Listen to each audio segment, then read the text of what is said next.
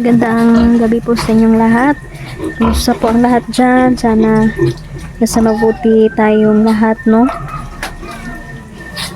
Ayan, kaibigan. Kumusta po? Magandang gabi sa inyo.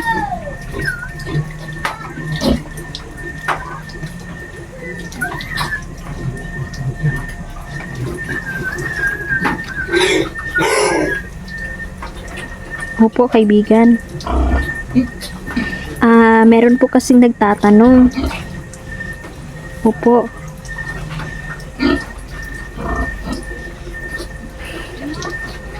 Tungkol po ito sa kalagayan pa rin ng ating Pangulo, kaibigan. No? At tungkol din po ito sa isang babae na asawa, no, sa isa sa mga namumuno sa atin ngayon, kaibigan. Ano pong masasabi ninyo, no? Tungkol po sa kanya, kaibigan.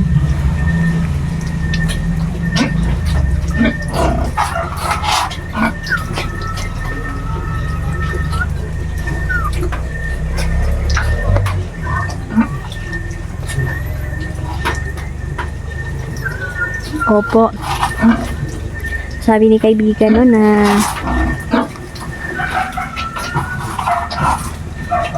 grabe na daw, no? Hindi na daw kayang pagtakpan ng mga mali, no? Mga dautan nga gibuhat sa taong bayan. Kahit magmamalinis pa ang mga ito, sabi ni kaibigan Peter, pero unti-unti nang ilalabas ang katotohanan at maaring maparusahan ito, no, ang babaeng ito. Dahil maraming droga po ang nakuha po sa kanya. Posible na panghabang buhay po na pagkakulong, no?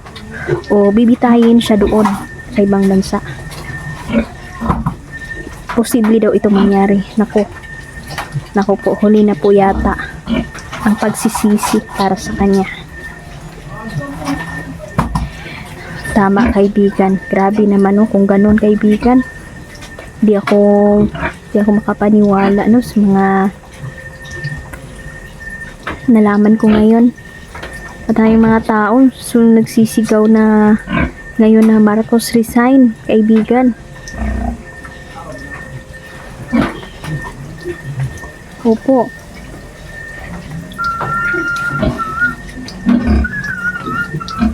Kung ayaw, sabi ni kaibigan, no,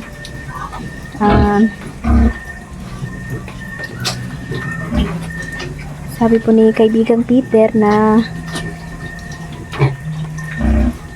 kung ayaw pa daw mag-resign ng mga to, ang taong bayan daw ang magkakaladkad sa kanila na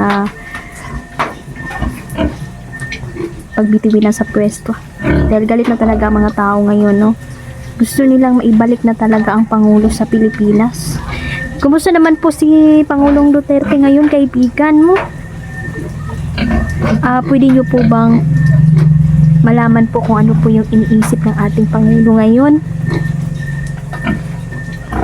Ano sabi ni kaibigang Peter na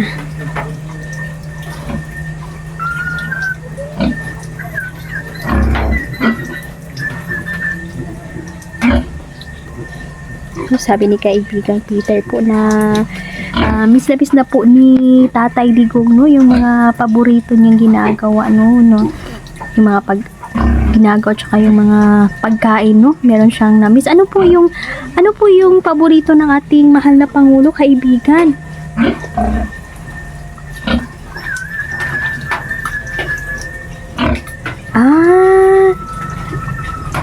Grabe, no, pang mahirap lang talaga ang gusto niya pala.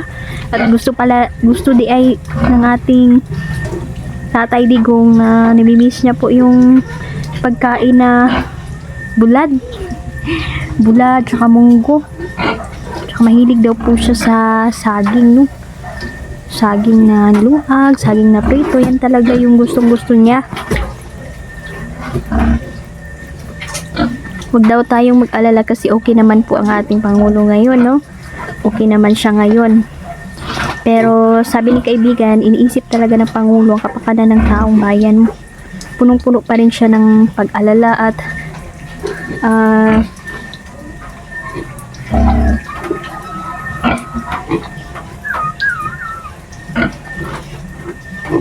at sabi niya po ay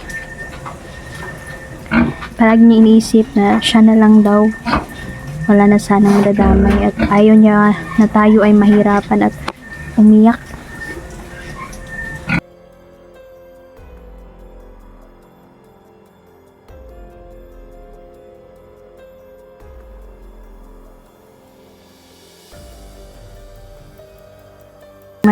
Ikaw na po yung bahala, kaibigan, ha. Parusahan niyo po, no, para hindi na po mahirapan ng mga tao, no. So yung mga tao karon, kaibigan, no, kasi naiipit talaga sa mga nangyayari, no?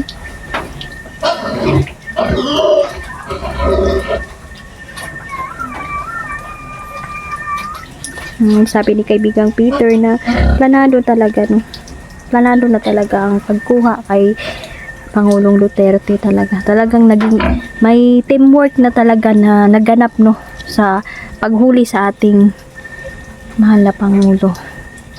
Mananagot po ang dapat managot dito, no?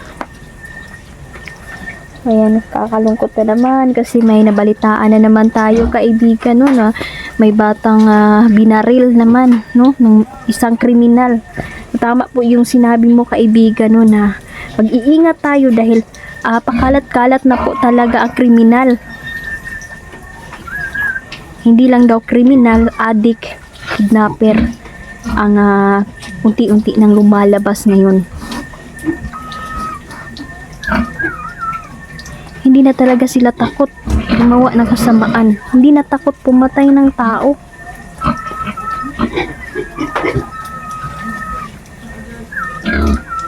Opo, kaibigan. Diyos ko, bata pa yung biniktima. Oo, yung bata, oy. Nakita sa CCTV. Grabe na talaga, kaibigan. Yung mga kriminal ngayon, hindi na po talaga takot, no? Tsaka yung mga addict ngayon, talagang binibideo pa nila kung paano sila gumamit ng mga illegal na droga. Parang ayaw na, hindi na sila natatakot ba?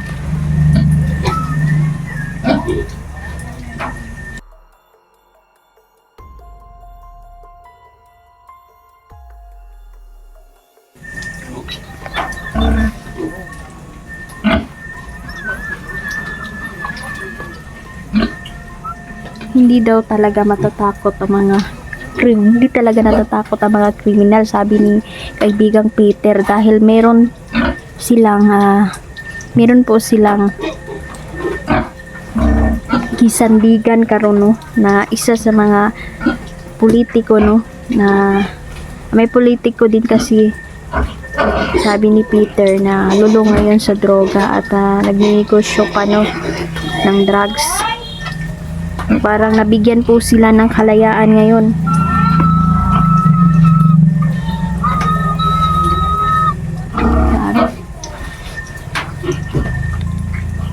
Grabe.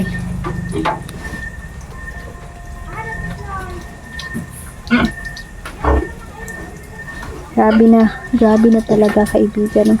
So, ang taong bayan, kaibigan, ay naghahangad pa rin, no, ng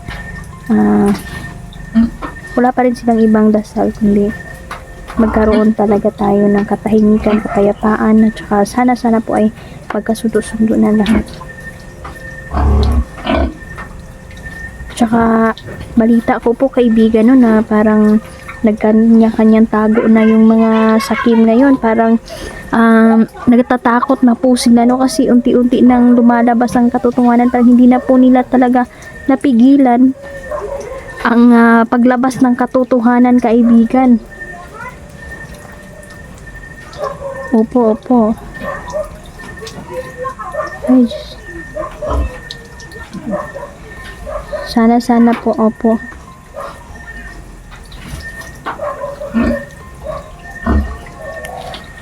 Ayan, maraming salamat, kaibigang Peter, ha. Salamat sa patuloy nyo pong pag-update po, no? Kalagayan ng ating mahal na Pangulo, kaibigan.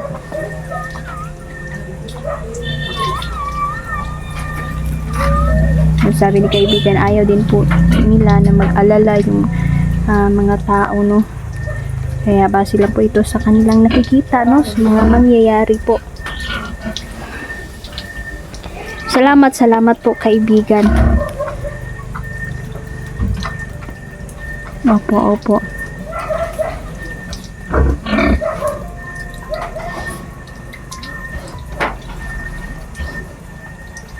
So, ayan, no, sabi pala ni kaibigan, no, na parang yung si Marcos daw po ngayon ay piko na po, no, sa mga tao, no. So, sana hindi siya magdeklara ng martial law. So, ayan. Buti na lang kaibigan dahil nagtimpi pa yung mga taong gustong sumugod sa kanya.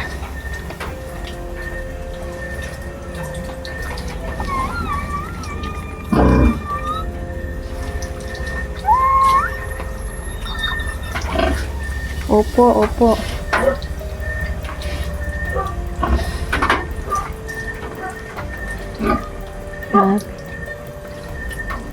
Nako, delikado, no. So, sabi ni kaibigan na nasa ibang bansa talaga daw si Liza, no? Si First Lady. Totoo po pala, no, talaga na nahuli. Nako. Patay siya dyan. Paano na? No? Hindi na siya makakadepensa kasi nahuli na eh. Pero kaibigan, no, magpapatuloy tayo kaibigan, no, na tuloy lang tayong magdasal. No, dahil yung mga kalaban, yung mga sakim ay tutulungan din ngayon, no. At pinagkakaisahan ng mga totoong biktima.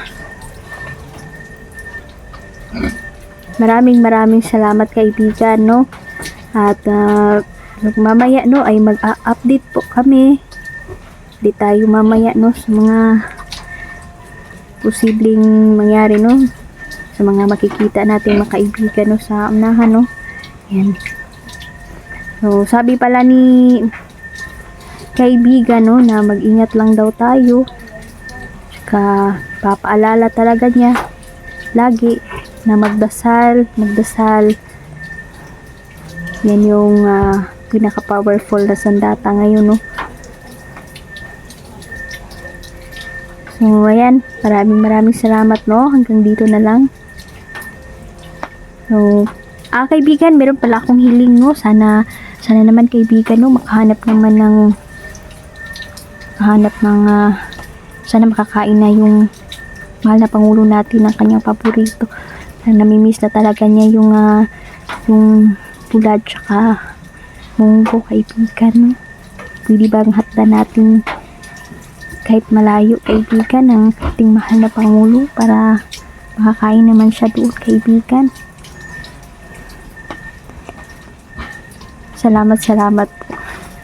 Salamat kaibigang Peter. Salamat po.